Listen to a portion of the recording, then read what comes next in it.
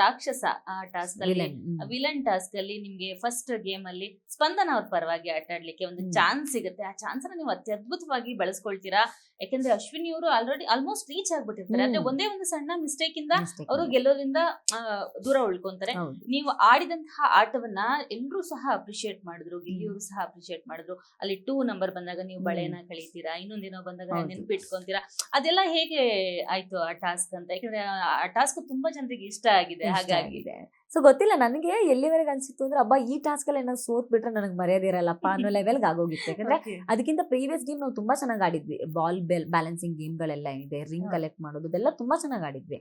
So but ಇದು ಒಗಟು ಅಂತ ಬಂದಾಗ ನಾನು ಬೇರೆ ಮೊದಲನೇ ದಿನಾನೇ ಮನೆಯವ್ರಿಗೆಲ್ಲ ಒಗಟು ಕೇಳಿ ತಲೆ ತಿಂತಾ ಇದ್ದೆ, ಪ್ರತಿಯೊಂದಕ್ಕೂ ಒಗಟು ಕೇಳ್ತಾ ಇದ್ದೆ. ಸೊ ಹಂಗಿರ್ಬೇಕಾದ್ರೆ ಇದನ್ನ ನಾನು ಗೆದ್ದಿರ್ಲಿಲ್ಲ ಅಂದಿದ್ರೆ ಅಯ್ಯೋ ನನ್ಗೆ ಹೆಂಗಪ್ಪ ಇದನ್ನ ನಾನು ಫೇಸ್ ಮಾಡೋದು ಅನ್ನೋ ತರನೇ ಆಗ್ತಿತ್ತು. ಸೊ ಒಂದು ಒಗಟುಗಳು ನನಗ್ ಬಂದಿದ್ದು ತುಂಬಾ ಕಷ್ಟವಾಗಿತ್ತು. ಬೇರೆಯವ್ರಿಗೆ ಕಂಪೇರ್ ಮಾಡಿದ್ರೆ, ಈಗ ಅಶ್ವಿನಿ ಅವರಿಗೆ ಬಂದಿದ್ದ ಒಗಟುಗಳನ್ನ ಕಂಪೇರ್ ಮಾಡಿದ್ರೆ ನನಗೆ ತುಂಬಾ ಕಷ್ಟವಾಗಿತ್ತು. ಎಲ್ಲರೂ ಅದನ್ನೇ ಹೇಳ್ತಾ ಇದ್ರು, ತುಂಬಾ ಕಷ್ಟವಾಗಿದ್ದ ಒಗಟುಗಳಿತ್ತು. ಅದರಿಂದ ಆಚೆಗೆ ಅದನ್ನ ಆರ್ಡರ್ನ ಅಂದ್ರೆ ಟಾಸ್ಕ್ ನ ಅರ್ಥ ಮಾಡ್ಕೊಳ್ಳೋದು ಎಷ್ಟು ಇಂಪಾರ್ಟೆಂಟು ಅನ್ನೋದು ಇಲ್ಲಿರೋ ಮೇಜರ್ ರೂಲ್. ಸೊ ನೀವು ಒಗಟ್ನ ಬಿಡಿಸ್ಬೇಕು, ಅಲ್ಲಿರೋ ನಂಬರ್ನ ಎತ್ಕೊಂಡೋಗಿ ಲಾಕ್ ಓಪನ್ ಮಾಡ್ಬೇಕು ಅಲ್ಲ, ನಿಮಗೆ ಆ ಒಗಟುಗಳು ಜೊತೆಗೆ ಆ ಗೇಮ್ನ ಡಿಸೈನ್ ಮಾಡಿದ್ದಾರೆ ಅದನ್ನ ಅರ್ಥ ಮಾಡ್ಕೋಬೇಕಾಗಿತ್ತು. ನಂಗೆ ಈ ಸೀಸನ್ ಅಲ್ಲಿ ನನಗೆ ಪ್ಲಸ್ ಆಗಿದ್ದೇನೆ, ನಾನು ತುಂಬಾ ನೀಟಾಗಿ ಅರ್ಥ ಮಾಡ್ಕೋತಿದ್ದೆ ಗೇಮ್ನ. ಓಕೆ ಇದು ಹಿಂಗೆ, ನಾನು ಹಿಂಗೆ ಆಡ್ಬೇಕು ಅಂತ. ಆ ಟಾಸ್ಕ್ ಬುಕ್ ಅನ್ನು ಓದೋವಾಗ್ಲೇನೆ ಆ ಸಂದರ್ಭದಲ್ಲಿ ಅವ್ರೇನ್ ರೂಲ್ ಹೇಳೋರು ಅದಕ್ಕೊಂದು ಗ್ರೇ ಏರಿಯಾನೋ ಅದಕ್ಕೊಂದು ಟ್ರಿಕ್ಕೋ ನೆನಪಲ್ಲಿ ಇಟ್ಕೊಂಡಿರ್ತಿದ್ದೆ. ಸೊ ಹಂಗಾಗಿ ನನ್ಗದು ಹೆಲ್ಪ್ ಆಗಿದ್ದ. ಸೊ ಆ ಟಾಸ್ಕ್ ಆಡಿದಾಗ ಅದೇ ಆರ್ಡರ್ನ ನೆನಪಲ್ಲಿ ಇಟ್ಕೊಳ್ಳೋದಕ್ಕೆ ಅಬ್ವಿಯಸ್ಲಿ ನನಗಿಂತ ಒಂದು 5-6 ನಿಮಿಷ ಮುಂಚೆ ಹೋಗ್ಬಿಟ್ಟಿದ್ರು.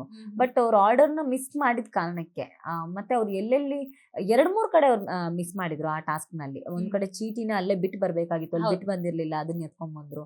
ಆಮೇಲೆ ಯಾವ್ಯಾವ ಚೀಟಿ ಎಲ್ಲಿತ್ತು ಅನ್ನೋದು ಅವ್ರಿಗೆ ಗೊತ್ತಾಗಿರ್ಲಿಲ್ಲ, ಕಂಪ್ಲೀಟ್ಲಿ ಮಿಸ್ ಆಗಿ ಹೋಗಿತ್ತು ಅದು.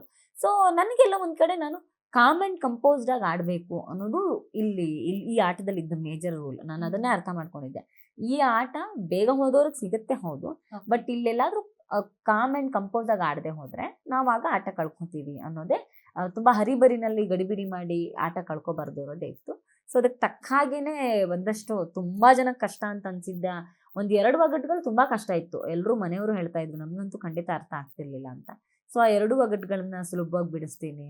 ಅದಾದ್ಮೇಲೆ ಆ ಆರ್ಡರ್ನ ಫಾಲೋ ಮಾಡಿ ಇದ್ ಮಾಡೋದು, ಆ ಗೇಮ್ ಗೆದ್ದಿದ್ದೆಲ್ಲೋ ಒಂದ್ ಕಡೆ ನಂಗೋಸ್ಕರನೇ ಈ ಮೂಮೆಂಟ್ ಕಾಯ್ತಿತ್ತೇನೋ ಅನ್ನೋ ತರ ಫೀಲ್ ಆಗಿದ್ದಂತೂ ನಿಜ ನಂಗೆ. ಓಕೆ, 1 ವಾರದ ಇಂದಷ್ಟೇ ಎಷ್ಟೊಂದು ಚೆನ್ನಾಗಿ ಗೇಮ್ ಅನ್ನ ಆಡಿದ್ರಿ ನೀವು, ಎಷ್ಟೊಂದು ಪ್ಲಾನ್ಡ್ ಆಗಿ ಆಡಿದ್ರಿ. ಅದೇ 1 ವಾರ ಕಳೆದ ತಕ್ಷಣ ಅಶ್ವಿನಿ ಅವ್ರ ಜೊತೆ ಆ ಗೇಮ್ ಅಲ್ಲಿ ಯಾಕೆ ಅಷ್ಟೊಂದು ಟ್ರಿಗರ್ ಆದ್ರಿ? ಏನಾಯ್ತು ಅಟ್ ಮೂಮೆಂಟ್? ಯಾಕಂದ್ರೆ ಆ ಗೇಮ್ ಅಲ್ಲಿ ಇಡೀ ಗೇಮ್ ಅಲ್ಲಿ ನೀವು ಕೆಟ್ಟವರು, ಸುಳ್ಳು ಹೇಳಿದ್ರಿ ಅಂತಾನೆ ಪೋಟ್ರೆ ಆಯ್ತು.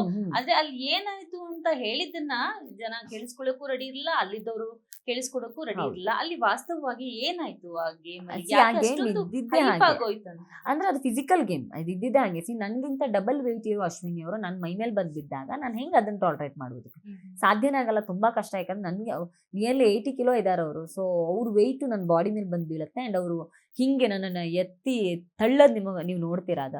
ಸೊ ಆ ಸಂದರ್ಭ ಅವ್ರು ಪರ್ಚಿರೋದು ಎಲ್ಲ ಇದೆಲ್ಲ ಸೇಮ್ ಆ ಟೈಮಲ್ಲಿ ಆಗಿರುವಂತ ಗಾಯಗಳು ಈ ತರ ತುಂಬಾ ಆಗಿದೆ. ಸೊ ಪ್ರೀವಿಯಸ್ ರೌಂಡ್ ಅಲ್ಲಿ ನಾನ್ ಮಾತ್ರ ಅಲ್ಲ, ಅವರು ನಂಗೆ ಪರಿಚಿದ್ದಾರೆ, ಗಾಯಗಳಾಗಿದೆ, ಎಲ್ಲವೂ ಆಗಿದೆ. ಸೊ ಗಾಯಗಳು ಎಲ್ಲವೂ ಆಗಿತ್ತು. ಸೊ ಅದೊಂದು ಫಿಸಿಕಲ್ ಟಾಸ್ಕ್. ಅಂಡ್ ನನಗೆ ಅವ್ರು ಹಿಂಗ್ ಹಿಡ್ಕೊಂತಾರೆ ನೀವು ನನ್ನ ವಿಟಿನಲ್ಲಿ ನೋಡಿರ್ಬೋದು. ನಾನು ಅದನ್ನ ನನ್ನ ವಿಟಿನಲ್ಲೇ ನೋಡಿದ್ದು.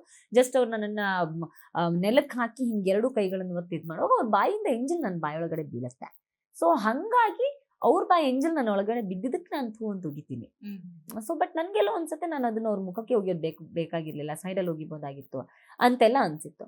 ಅಂಡ್ ಗೇಮಲ್ಲಿ ಪ್ರತಿ ರೌಂಡ್ಗೂ ಒಂದೊಂದು ರೂಲ್ಗಳು ಬದಲಾಗಿದ್ದು, ಎಲ್ಲೋ ಒಂದ್ ಕಡೆ ಅವ್ರಿಗೆಲ್ಲೋ ಫೇವರಿಸಮ್ ಮಾಡಿ ಉಸ್ತುವಾರಿ ಆಡ್ತಿದ್ದಾರೆ ಅಂತ ನಂಗೆ ಅನ್ಸಿತ್ತು. ಆ ಎಲ್ಲ ಕೋಪಗಳ ಕಾರಣಕ್ಕೆ ಅದು ಹಾಗಾಯ್ತು. ಅದು ನಾನು ಕ್ಲಿಯರ್ ಆಗಿ ಹೇಳಿದ್ದೆ ಕೂಡ. ನೀವು ಮಾಡಿದ ತಪ್ಪು ಅನ್ನೋದಾದ್ರೆ, ಈಗ ಬೇರೆಯವ್ರಿಗೆ ನೀವು ಒಂದು ಹೊಸ ರೂಲ್ ತರ್ತೀರಾ ಅನ್ನೋದಾದ್ರೆ, ಈಗ ನಾನು ಪರಿಚಿದಕ್ಕೆ ನೀವು ನಂದೊಂದು ಡಿಸ್ಕ್ ತೆಗಿತೀರಾ ಅಂತಂದ್ರೆ ಲಾಸ್ಟ್ ರೌಂಡ್ ಅವರು ನಂಗೆ ಪರಿಚಿದ್ದಾರೆ. ಸೊ ಅದಕ್ಕೂ ಒಂದ್ ಡಿಸ್ಕ್ ತೆಗ್ದೇ ಇಟ್ಟೆ ನಮ್ಮನ್ನ ಗೇಜ್ ಮಾಡ್ಬೇಕಾಗಿತ್ತಲ್ಲ. ಸ್ಪಾಟ್ ರಾಶಿಕಾ ಉಸ್ತುವಾರಿ ಸರಿಗಿಲ್ಲ ಅಂತ ಹೇಳಿದ್ದೆ ನೀವು. ಯಾಕಂದ್ರೆ ಆಮೇಲೆ ಎಲ್ಲ ಹೇಳಿದ್ರು ರಾಶಿಕಾ ಉಸ್ತುವಾರಿ ಅವರೇ ಅಂದ್ರೆ ಕನ್ಫ್ಯೂಸ್ ಮಾಡ್ಕೊಂಡಿದ್ರು ರಾಶಿಕಾ ಅವರೇ. ಹಾಗಾಗಿ ಗೇಮ್ ಹಾದಿ ತಪ್ಪಿಡ್ತು ಅಂತ ಸುದೀಪ್ ಅವರು ಕೂಡ ಹೇಳಿದ್ರು. ಬಟ್ ಮೊದಲನೇದಾಗಿ ನೀವು ಹೇಳಿದ್ರೆ ರಾಶಿಕಾ ಉಸ್ತುವಾರಿ ತಪ್ಪಾಗ್ತಿದೆ, ಅವರು ಸರಿಗ್ ಮಾಡ್ತಿಲ್ಲ ಉಸ್ತುವಾರಿ ಅಂತ. ನಿಮ್ಗೆ ಹೇಗ್ ಗೊತ್ತಾಯ್ತು ಅಲ್ಲಿ? ನೀವು ಪ್ರತಿ ರೌಂಡ್ಗೂ ಯಾವ್ದೇ ಉಸ್ತುವಾರಿ ಏನ್ ಮಾಡ್ಬೇಕು ಅಂತ ಕೇಳಿದ್ರೆ, ಗೇಮ್ ಸ್ಟಾರ್ಟ್ ಆಗಿಂತ ಮುಂಚೆ ಗೇಮಲ್ಲಿ ಏನೇನು ಸಮಸ್ಯೆಗಳು ಬರ್ಬೋದು ಅನ್ನೋದನ್ನ ಯೋಚನೆ ಮಾಡಿ ಅದಕ್ಕೊಂದಷ್ಟು ಕಂಡೀಷನ್ಸ್ ಹಾಕ್ಬೇಕು. ಅಂಡ್ ಆ ಟಾಸ್ಕ್ ನಲ್ಲಿ ಬಿಗ್ ಬಾಸ್ ಎಲ್ಲೂ ಕೂಡ ಉಸ್ತುವಾರಿಗಳು ಶಿಕ್ಷೆ ಕೊಡ್ಬೋದು ಅನ್ನೋದನ್ನ ಹೇಳಿರ್ಲಿಲ್ಲ. ಈಗ ಕೆಲವು ಕೆಲವು ಟಾಸ್ಕ್ ಗಳಲ್ಲಿ ಬಿಗ್ ಬಾಸ್ ಬರೀತಾರೆ ಉಸ್ತುವಾರಿಗಳು ಆಟದ ನಿಯಮಕ್ಕೆ ಧಕ್ಕೆ ಆಗದಂತೆ ಶಿಕ್ಷೆ ಕೊಡಬಹುದು ಅಂತ. ಇನ್ ಕೆಲವು ಟಾಸ್ಕ್ ಗಳಲ್ಲಿ ಬರೆಯಲ್ಲ, ಅಲ್ಲಿ ಉಸ್ತುವಾರಿಗಳು ಜಸ್ಟ್ ನೋಡೋದು ಮಾತ್ರ, ನೀವ್ ಏನಾರ ಮಾಡ್ಕೊಳ್ಳಿ ಅನ್ನೋದೇ ಇರುತ್ತೆ. ಈ ಟಾಸ್ಕ್ ನಲ್ಲಿ ಉಸ್ತುವಾರಿಗಳು ಆಟದ ನಿಯಮಕ್ಕೆ ಧಕ್ಕೆ ಆಗದ ಹಾಗೆ ಶಿಕ್ಷೆ ಕೊಡಬಹುದು ಅನ್ನೋದನ್ನ ಆ ರೂಲ್ ಬುಕ್ ಅಲ್ಲಿ ಬರ್ದೇ ಇರ್ಲಿಲ್ಲ. ನಾನು ಅದನ್ನೇ ಕೇಳಿದ್ದು. ಸೊ ಹಂಗ್ ಬರೀದೇ ಇದ್ದಾಗ, ಬಿಗ್ ಬಾಸ್ ನಿಮ್ಗೆ ಆ ರೈಟ್ಸ್ ಕೊಡದೇ ಇದ್ದಾಗ ನೀವ್ ಹೆಂಗೆ ನಮ್ ಡಿಸ್ಕ್ ಅನ್ನ ಎತ್ತಿರ್ತೀರಾ, ಬಟ್ಟೆ ಎಳದೆ ಅನ್ನೋ ಕಾರಣಕ್ಕೆ ಎತ್ತಿರ್ತೀರಾ. ಸೊ ನೆಕ್ಸ್ಟ್ ರೌಂಡ್ ಬಂದಾಗ ನಾನ್ ಪರಿಚಯ ಅನ್ನೋ ಕಾರಣಕ್ಕೆ ಅವ್ರು ನನ್ ಡಿಸ್ಕ್ ತೆಗಿತಾರೆ. ಹಾಗಾದ್ರೆ ಪ್ರೀವಿಯಸ್ ರೌಂಡ್ ಅಲ್ಲಿ ಅವರು ನಂಗೆ ಪರಿಚಿದಾರಲ್ಲ, ಗಾಯ ಇದೆಯಲ್ಲ, ನೀನ್ ಅವ್ರದ್ದು ಡಿಸ್ಕೌಂಟ್ ತೆಗಿಬೇಕಾಗಿತ್ತು. ಹಂಗಿದ್ದಾಗ 1 to 1 ಈಕ್ವಲ್ ಆಗಿರೋದು. ಸೊ ಫಸ್ಟ್ ರೌಂಡ್ ಅಲ್ಲಿ ನಾವು ಟೈ ಆಗ್ತಿತ್ತು ನಮ್ದು, ನಾವು ಸೋಲ್ತಾ ಇರ್ಲಿಲ್ಲ. ಸೊ ಆ ಎಲ್ಲ ಕಾರಣಕ್ಕೆ ಬಂದಾಗ ನಾನು ಅದನ್ನ ನೇರವಾಗಿ ಹೇಳ್ತೀನಿ. ಸೊ ನೀನು ಪ್ರತಿ ರೌಂಡ್ಗೆ ಹೊಸ ಹೊಸ ನಿಯಮ ಮಾಡ್ಕೊಂಡಿರೋದೇ ತಪ್ಪು.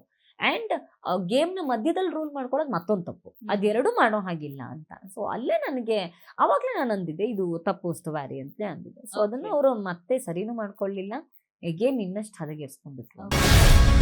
ಗ್ಯಾರಂಟಿ ನ್ಯೂಸ್, ಸುದ್ದಿ ಖಚಿತ, ನ್ಯಾಯ ನಿಶ್ಚಿತ.